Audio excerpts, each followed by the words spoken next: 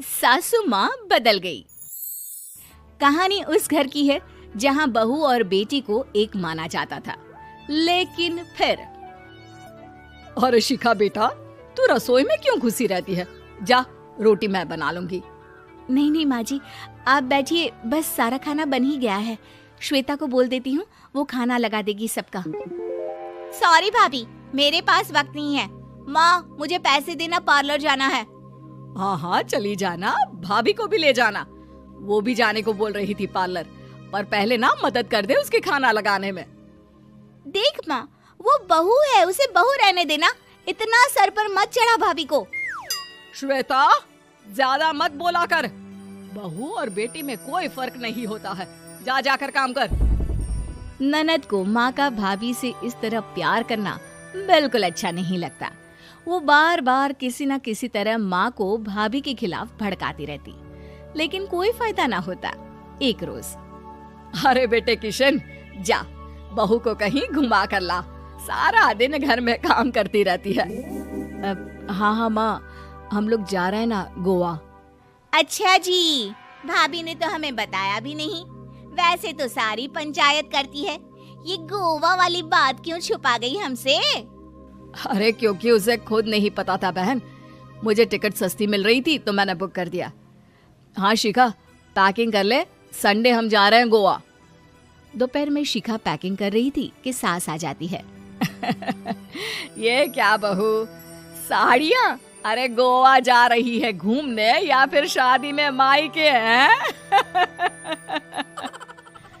माँ जी, ऐसा कुछ है ही नहीं, समझ में नहीं आ रहा क्या रखूं कपड़े में। अरे तेरी और श्वेता की साइज तो एक ही है, उसके कुछ मॉडर्न कपड़े ले ले, आकर लौटा देना। हाँ माँ जी, ये ठीक रहेगा। शिखा श्वेता के पास जाती है और उससे कपड़े मांगती है। ना जी ना, मैं अपने कपड़े ना दूं, वैसे भी फैल जाएंगे मेरे कपड़े, बहुत महंगे वाले हैं। शिखा मुंह लटकाकर कमरे में आ जाती है तो सास कहती है, चल तैयार हो जा, तुझे मैं शॉपिंग करा कर लाती हूँ गोवा की। बस फिर क्या था, सास बहू निकल जाते हैं मार्केट और एक से बढ़कर एक ड्रेस खरीद कर घर आते हैं। पहले बता देती कि नए कपड़े दिलाने वाली है भाभी को, तो मैं अपने ही दे देती ना भाभी को, मुझे दिला देती नए कपड़े। देख श्वेता, परिवार का मतलब सबके साथ रहना होता है, ना कि सिर्फ अपना सोचना। वैसे भी तुझे अच्छे संस्कार सीखने चाहिए। और रही बात कपड़ों की, तो शिखा, आज से घर पर भी तू मॉडर्न कपड़े ही पहनेगी। कोई जरूरत नहीं है ये साड़ी वाड़ी लपेटने की। अब क्या था, घर पर श्वेता और शिखा एक जैसे रहते। एक बार पड़ोसन आती है। अरे बेटा, अपनी माँ को तो बुलाना जरा, बात करनी है। शिखा सास को बताती है और रसोई में चली जाती है। ये आपकी बेटी बहुत बड़ी हो गई है, इसके लिए एक रिश्ता है, कहो तो बता दूं। ये बेटी नहीं बहू है, घर में सब एक जैसा ही रहता है। वैसे मेरी बेटी भी बड़ी हो गई है, कोई रिश्ता हो तो जरूर बताना। पड़ोसन रिश्ता लेकर उन लोगों के घर आती है। तब श्वेता की होने वाली सास कहती है, तो ये घर है, कितने मंजिल का है? और ये बहू ने आपकी क्या पहन रखा है, जीन्स टॉप? अरे भाई, साड़ी वाड़ी नहीं है क्या इसके पास? देखिए, सर्दी है तो साड़ी में बहू कैसे मैनेज करती, वैसे पहनती है साड़ी भी। देखिए, हम लोग ठहरे पैसे वाले लोग, कोई कमी नहीं है हम लोगों के पास पैसों की, बहुत पैसे हैं, जमीन, नौकर चाकर, कार, सब कुछ है, लेकिन घर में संस्कारी बहू चाहिए। समझ रही हैं ना आप? सास कुछ कहती कि श्वेता बोल पड़ती है, हाय रे, नौकर चाकर से लेकर जमीन, कार, पैसा, हाँ हाँ मुझे रिश्ता मंजूर है मुझे। अरे रुक जा श्वेता, मैं बात कर रही हूँ ना। देखिए, हम लोगों के घर इतनी आजादी नहीं मिलेगी। अरे हाँ कर देना माँ, हाँ कर दे जल्दी से। सास क्या करती, बेटी की शादी ऐसे घर में कर देती है जहाँ ना उनके विचार मिलते हैं और ना ही आचार। शादी के बाद एक रोज फोन पर, श्वेता बेटा, एक बार घर आ जा, बहुत दिल करता है तुझे देखने का। माँ, वो घर पर बहुत काम होता है, कैसे आऊँ? बड़ा घर है, लेकिन आने जाने वालों की लाइन ही लगी रहती है। बेटा मैं तो जानती थी उस घर का हाल, लेकिन तू ही नहीं मान रही थी। माँ देख, हर घर का यही हाल है। तेरी बेटी को यहाँ घूंघट हटाने की परमिशन नहीं है और एक तरफ भाभी स्कर्ट पहनकर घूम रही है। बेटा मुझे क्या पता था कि मेरी बेटी को ससुराल के नाम पर पिंजरा मिल जाएगा। अच्छा माँ, फोन रखती हूँ, सास को गर्मा गर्म रोटी खिलानी है। तुम लोगों की तरह नहीं कि एक रोटी बनाओ, एक सब्जी बनाओ, फिर सारा दिन फ्री होकर घूमो। सास फोन तो रख देती है, लेकिन सोच में पड़ जाती है कि एक तरफ बेटी जिसे कोई आजादी नहीं, वहीं दूसरी तरफ बहू जिसे देखकर लगता ही नहीं कि उसकी शादी भी हुई है। अगले रोज। शिखा, अरे ओ शिखा। हाँ माँ, क्या हुआ?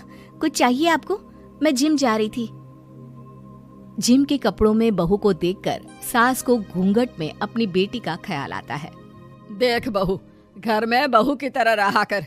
इतने टाइट कपड़े पहनकर जिम जाना पसंद नहीं मुझे। जा जाकर रोटी बना। रोटी? माँ अभी तो शाम की 6 बजे हैं, इस वक्त रोटी? अब क्या मेरे खाने पीने पर भी पहरा है?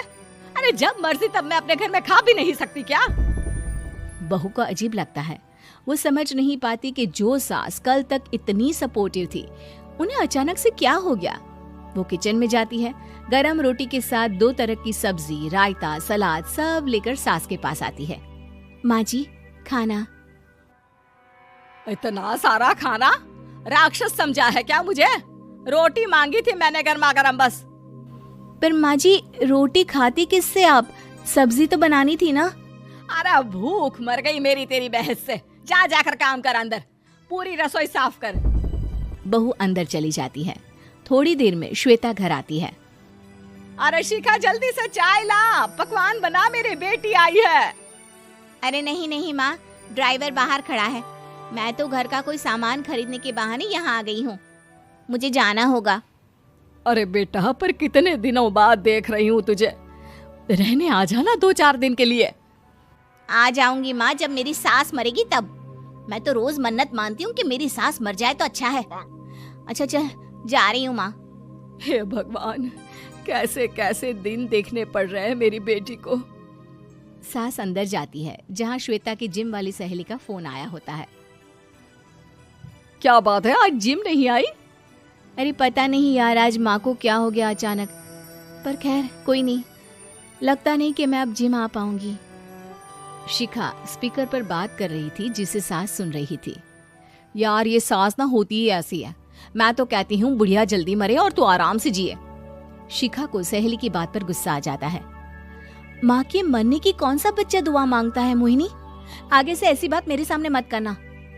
हमारे घर की शोभा ही माँ है। क्या हुआ जो थोड़ी सख्ती दिखा रही है? उसमें भी कोई ना कोई उनकी भलाई ही होगी। मैं तो कहती हूँ भगवान मेरे जैसी सास सबको दे, जो सिर्फ माँ की तरह है। सास वाली तो कोई बात ही नहीं है उनमें। सास ये बात सुन रही थी।